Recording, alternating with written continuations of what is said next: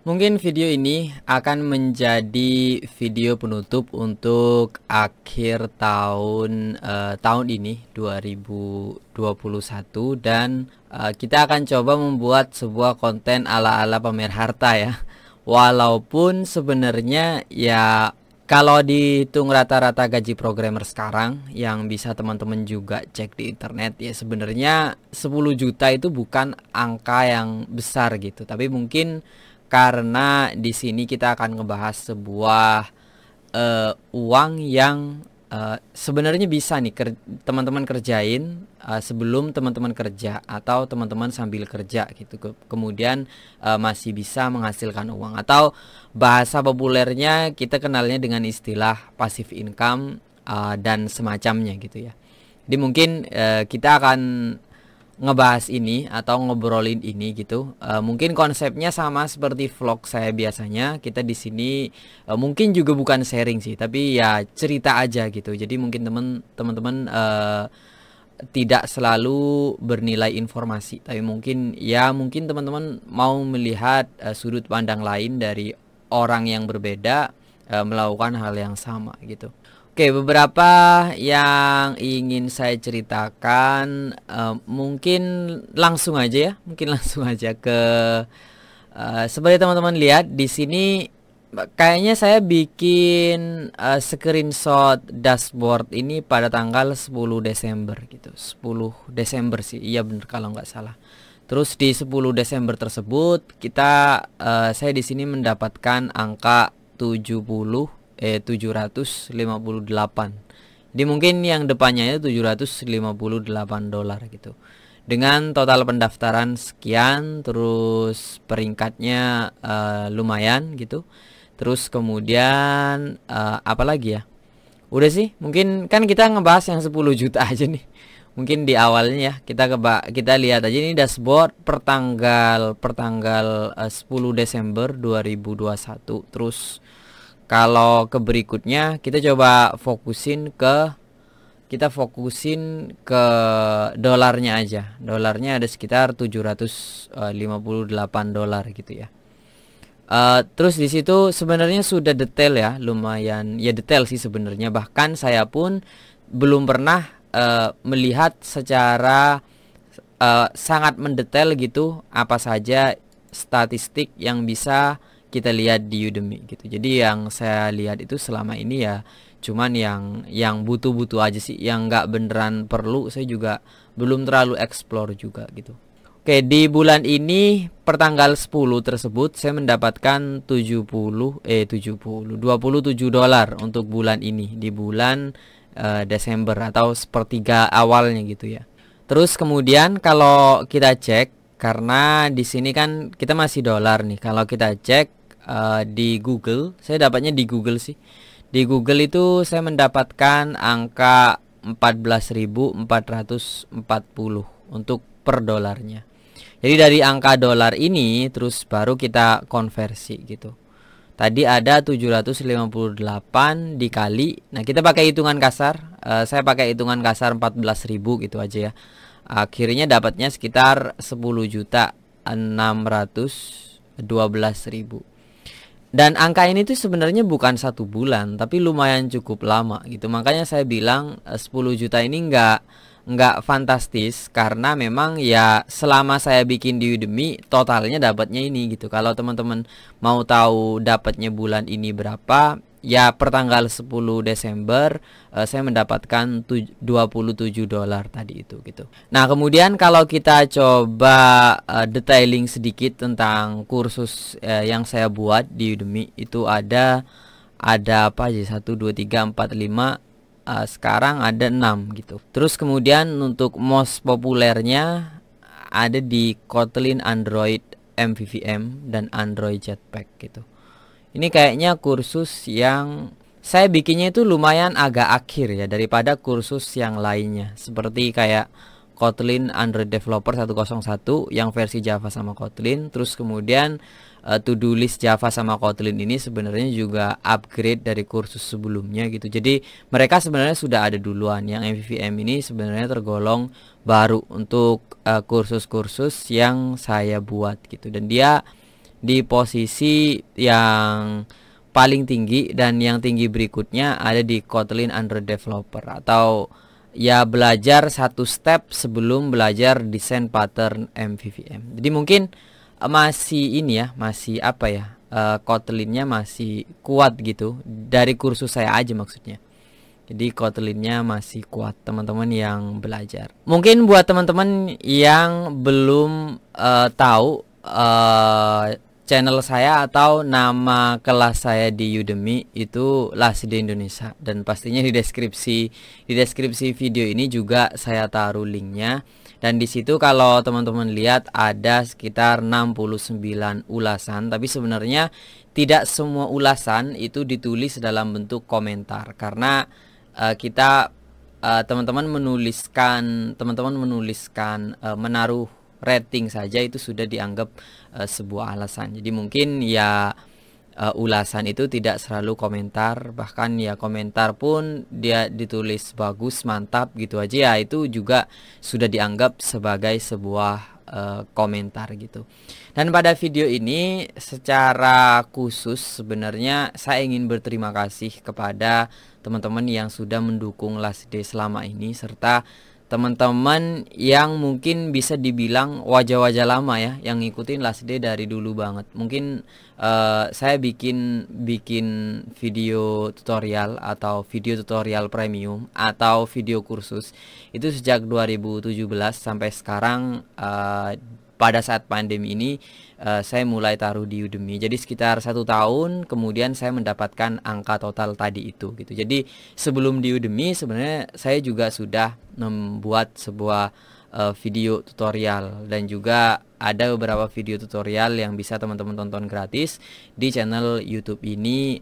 Dicek aja langsung di bagian playlist ada apa aja dan sesuaikan sama kebutuhan. So mungkin karena saya juga tidak tahu mau berterima kasih dalam wujud apa, jadi mungkin saya ingin membacakan beberapa ulasan yang mungkin ada masukan buat saya, terus kemudian apa yang teman-teman dapetin. Dan karena kita ngebahasnya di Udemy gitu, jadi ya udah kita coba buka beberapa ulasan yang sudah saya capture dari Udemy. Karena seperti saya bilang tadi, nggak semua ulasan itu dalam bentuk tulisan, rating, ngasih bintang aja itu sudah dianggap ulasan. Maka ya saya mengambil teks-teks yang agak panjang, dan mungkin nggak semua juga, mungkin banyak yang tidak tercapture, hanya sebagian kecil saja. Oke, terima kasih pertama saya ucapkan kepada Mas M. Luri Khairul Rizki. Dia mengambil kursus, dia ngasih bintang 5 pada kursus Kotlin Android Developer 101. Dan di sini kita bacakan, bahasa yang digunakan sangat mudah dipahami dan tidak membuat bosan karena durasi video yang tidak panjang. Untuk Kotlin Android Developer 101 itu kan introduction atau permulaan. Itu memang untuk durasi videonya memang lumayan pendek-pendek sih. Jadi menurut saya pribadi gitu, seandainya saya menjadi peserta mungkin akan sangat menyenangkan dengan penyajian video tersebut. Tapi mungkin tidak semua judul kursus saya itu konsepnya seperti itu. Ada yang memang video itu harus jadi satu, jadi durasinya panjang. Dan menurut saya durasi panjang apalagi sampai 20-30 menit itu untuk sebuah video tutorial itu sebenarnya cenderung membosankan. Tapi kembali lagi ke teman-teman enaknya gimana. Karena kalau di programming itu kita stuck itu sudah lumayan membuat depresi ya gitu. Jadi ya kalau bisa memang sebaiknya pendek-pendek. So ini memang saran apa ya, saran yang bagus sih buat saya. Mungkin ke depan lebih gimana caranya biar terkonsep seperti ini, walaupun pada case-case yang menyulitkan seorang instruktur gitu. Kalau istilah Udemy itu sebenarnya instruktur ya, bukan mentor gitu. Ada beda, setahu saya ada beda antara mentor sama tutor.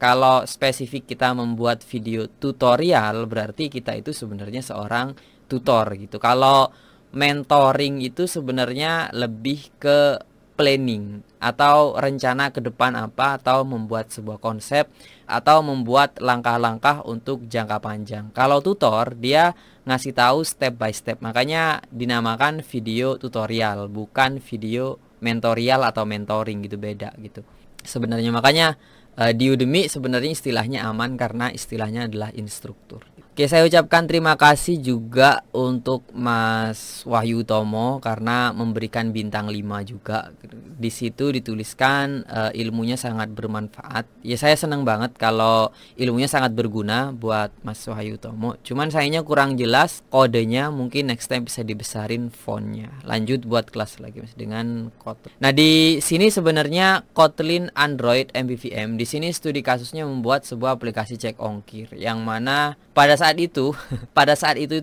saya belum kepikiran untuk melakukan kontrol scroll atau zoom code-nya ketika melakukan tutorial. Dan setelah video Kotlin Android MVVM ini sebenarnya sudah diterapkan di video-video tutorial berikutnya. Kalau bisa dicek sih di websitenya Last Day, itu bisa dicek pertanggalnya berapa video ini dibuat. Nanti itu di kursus setelahnya kan ada kursus ini dibuat kapan di Last Day, itu bisa dilihat gitu. Dan video setelah video ini itu sudah menerapkan zoom code yang dimaksud gitu, jadi bisa langsung spesifik. Terus kemudian memang Kotlin Android MVVM ini rencana nanti diupdate di 2022. Kalau teman-teman lihat di website officialnya Last Day, itu sebenarnya Kotlin Android MVVM itu ada dua. Ada yang versi ini dan ada juga versi aplikasi berita. Tapi yang ditaruh di Udemy itu yang versi cek ongkir. Yang sudah menerapkan zoom ketika untuk ukuran font itu sudah ada di aplikasi berita.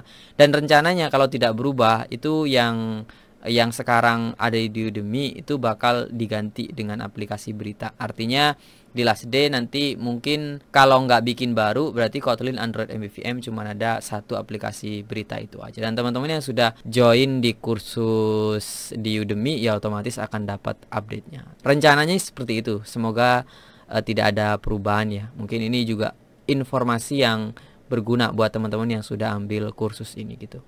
Terus next berikutnya masih di Kotlin Android MVVM. Terima kasih untuk Mas Yohanes. Mas Yohanes ngasih bintang 4,5 ya. Sangat menarik, hanya tulisan di video agak terlalu kecil tapi ilmunya bermanfaat sekali. Yap, karena untuk pekerjaan secara teknologi, secara desain pattern untuk di kerjaan saat ini saya menggunakan MVVM ya kan, ada yang lainnya juga, ada mungkin MVP, ada mungkin MVC dan desain pattern lainnya. Tapi untuk real industry saya sebagai seorang employee di sebuah corporate itu saya memang menggunakan MVVM. Tapi kalau teman-teman bertanya untuk teknologi lainnya gitu seperti dependency injection dan lainnya, sebenarnya itu saya sudah tidak lagi menggunakan dependency injection pada kursus ini, tapi saya menggunakan dependency injection pada kursus aplikasi berita. Saya menggunakan Koin, Coroutine, kemudian masih di retrofit. Mungkin itu aja, dan kemudian desain patternnya menggunakan MVVM. Itu yang saya benar-benar gunakan untuk kerja gitu ya. Yang saat ini maksudnya, yang saat ini sekarang ini ketika video ini dibuat gitu. Jadi kalau teman-teman bertanya kalau mau ngambil contoh saya yang jadi contohnya, maka teknologi yang saya gunakan untuk kerja saat ini ada di kursus aplikasi berita. Kalau belum saya upload di Udemy berarti kursus tersebut masih ada di websitenya Last Day gitu. Kok kita next lagi ke Mas Andi Hoirudin, dan Mas Andi lumayan cukup lama dan saya tahu Mas Andi juga punya channel YouTube, mungkin bisa dicek di, saya taruh gambarnya di sini, saya lupa nama channelnya. Terima kasih Mas Andi. Terus kemudian kita lanjut ke Kotlin Android Developer 101. Kok semuanya Kotlin ya? Apakah semua ulasan ini akan Kotlin? Untuk penjelasan saya sangat mantap. Saya sampai borong 3 kelas lainnya dari Bang Irsad. Semoga bisa lanjut ke Flutter. Sebenarnya sudah lanjut ke Flutter, tapi masih dalam bentuk kursus kecil-kecil, ada di kelas membershipnya Last Day. Sekarang tersedia di website. Dan rencana setelah ini akan membuat kursus studi kasus untuk Flutter, tapi tidak bisa dipastikan jadinya kapan gitu ya. Tapi insya Allah akan ada gitu. So terima kasih kepada Mas Muhammad Ihsan Rosaldi. Kita next. Nah ini dia Android Developer 101. Dia menggunakan bahasa pemrograman Java gitu. Ini terima kasih kepada Mas Elvin Dwi Hendrawan. Penjelasannya enak dan mudah dipahami. Pertama terima kasih, dan saya pastinya senang gitu untuk teman-teman yang merasa memiliki kemudahan untuk dipahami. Tapi sebenarnya kalau di programming spesifik aja ya, programming gitu, karena kita kan belajarnya coding. Sebenarnya penjelasan enak itu tergantung dari kita itu kembali lagi ke jam terbang gitu. Karena saya basicnya bukan pengajar atau guru dan yang lainnya. Kalau penjelasan itu bisa step by step ya berarti karena saya memang lumayan cukup lama melakukan hal tersebut.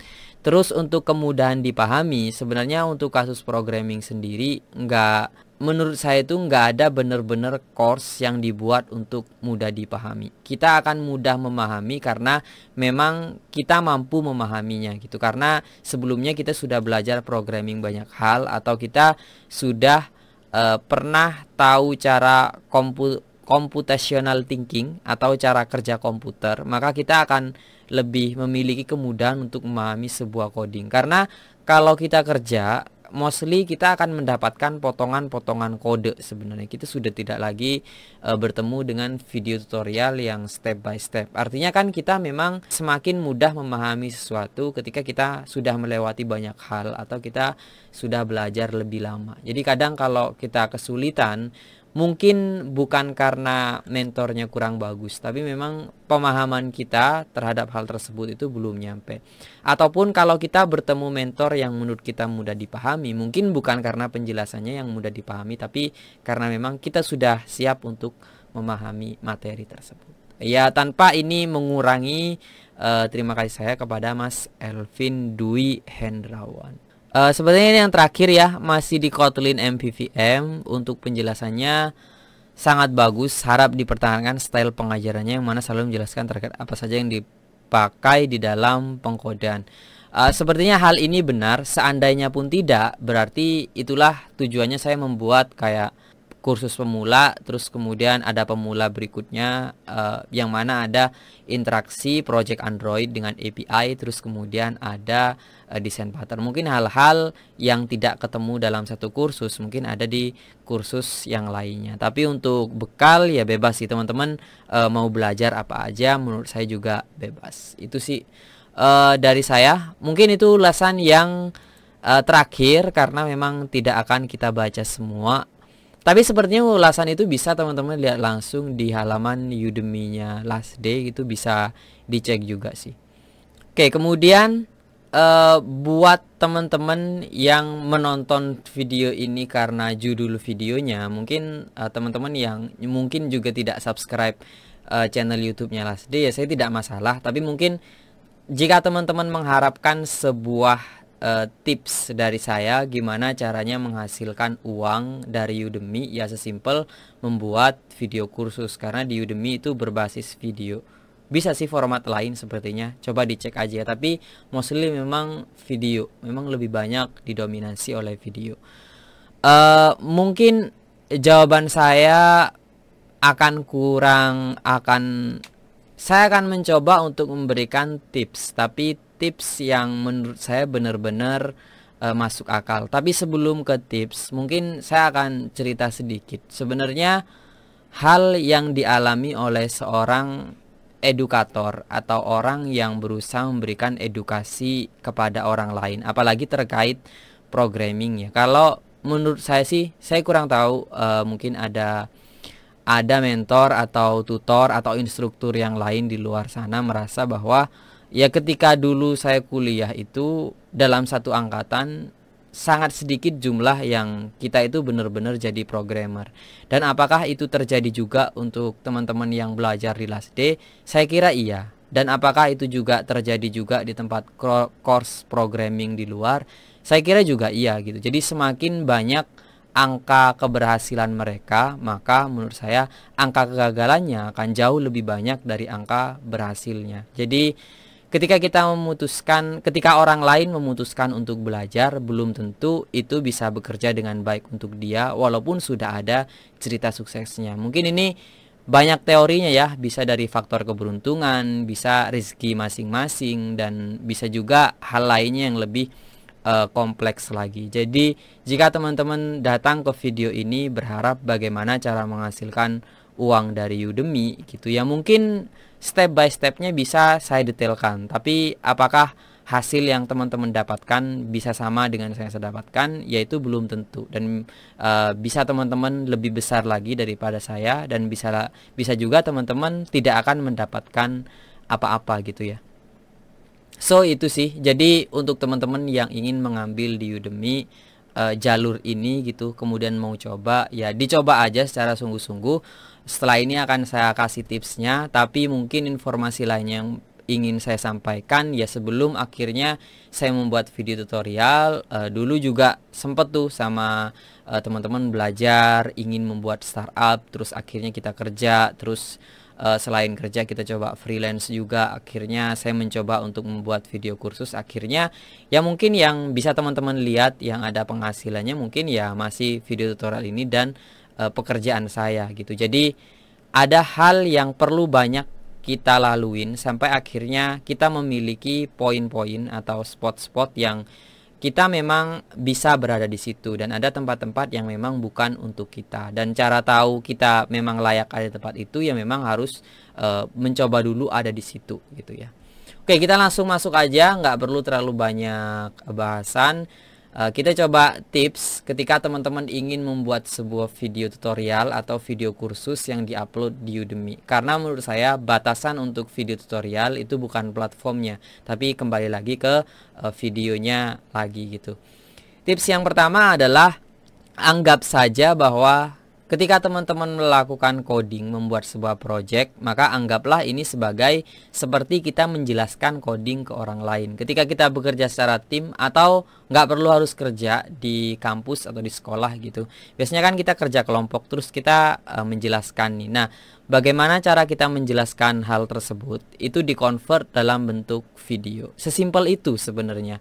Dan jika teman-teman merasa ketika sudah membuat videonya tidak sama dengan video tutorial yang biasa teman-teman ikuti, ya sebenarnya mereka juga melalui step yang seperti kita lakukan. Kita harus mencoba terus sampai kemudian kita menemukan cara yang benar-benar sesuai dengan kapasitas kita.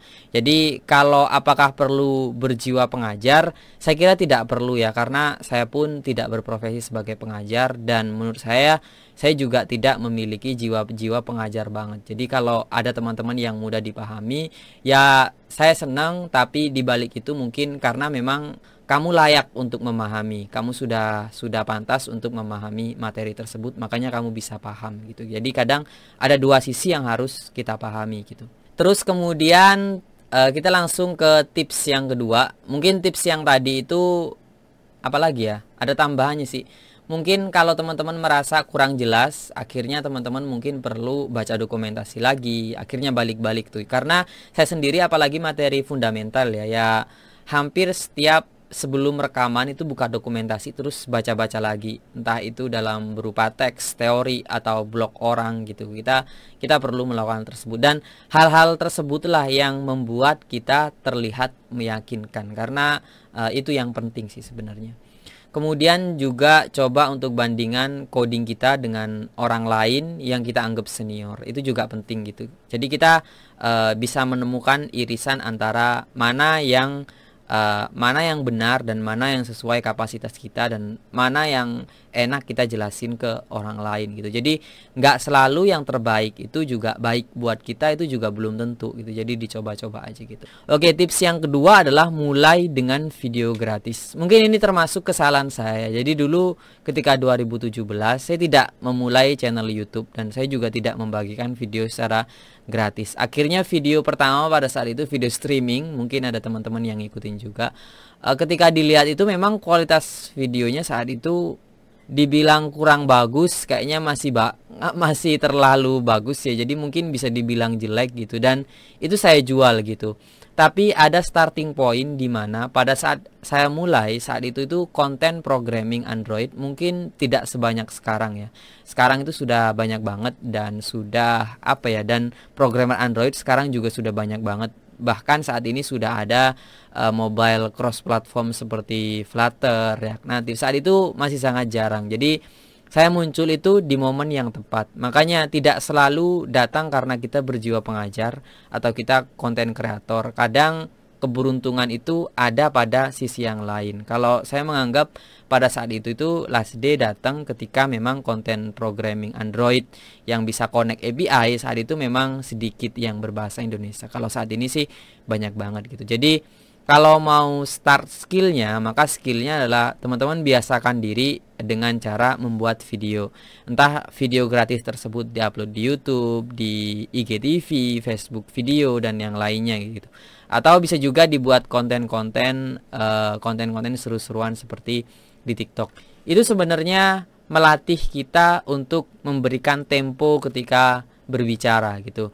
Terus seberapa jauh jarak kita sama mic yang dibutuhkan, atau bagaimana cara kita memberikan layar kepada para penonton gitu. Seperti tadi di ulasan kan ada code yang perlu di zoom. Nah itu tuh bisa dilatih ketika kita sering membuat videonya gitu. Tidak bisa kita observasi terus kemudian kita catat. Nggak bisa kayak gitu sih menurut saya. Harus benar-benar dibikin. Jadi mulailah sesuatu dengan video yang gratis dulu aja. Kemudian yang ketiga, saya harap ini teman-teman semua itu dalam posisi bekerja atau posisi ingin kerja gitu, agar ini tuh tidak menjadi sesuatu yang bisa menghidupi kita 100% gitu. Tips yang terakhir adalah jadikan Udemy ini sebagai passive income dalam tanda kutip. Karena dia passive income artinya mungkin kita punya kesibukan utama gitu. Karena anggap aja kita bukan orang tua. Karena passive income itu kadang ada orang yang mengartikan bahwa dengan adanya passive income berarti kita nggak perlu ngapa-ngapain gitu ya. Nggak ngapa-ngapain itu untuk orang yang sudah tua pensiun memiliki passive income, mungkin iya dia udah nggak kerja karena dia udah tua gitu. Sedangkan kita kan masih muda nih. Jadi kalau kita punya passive income artinya di luar passive income ya kita kerja, ketika kita lembur ya kita lembur gitu. Tetap melakukan aktivitas pada umumnya gitu di luar passive income ini gitu. Jadi anggaplah passive income ini adalah sebuah kesempatan yang lainnya. Karena belum tentu hal yang bekerja dengan baik kepada orang lain itu juga bisa bekerja dengan baik kepada kita. Dan mungkin yang bisa memberikan saya semangat selama ini karena konten seperti tutorial, kursus itu kadang bisa memberikan saya sebuah kebanggaan ya. Karena banyak sekali para pengajar yang mungkin terlibat dalam konteks mencerdaskan kehidupan bangsa dan semua banyak orang yang berjuang gitu, dan kita terlibat tuh walaupun kita sebagian kecil tapi kita juga berusaha mengambil peran. Jadi kadang itu membuat sebuah kebanggaan daripada kita membuat konten yang non tutorial gitu, karena memberikan informasi, berusaha mengajar ke orang lain, akhirnya ya saya juga senang gitu mendapatkan cerita-cerita proses dari teman-teman yang lainnya. Mungkin 3 tips itu aja, semoga cukup untuk bekalnya teman-teman. Jadi menurut saya ketika mulai video tutorial itu nggak perlu terpaku pada Udemy-nya. Banyak sekali platform yang bisa teman-teman gunakan, karena Last Day pun dimulai tidak langsung di Udemy. Udemy hanya dimulai ketika pandemi ini. Saya Irsad dari Last Day, sampai ketemu di video vlog berikutnya.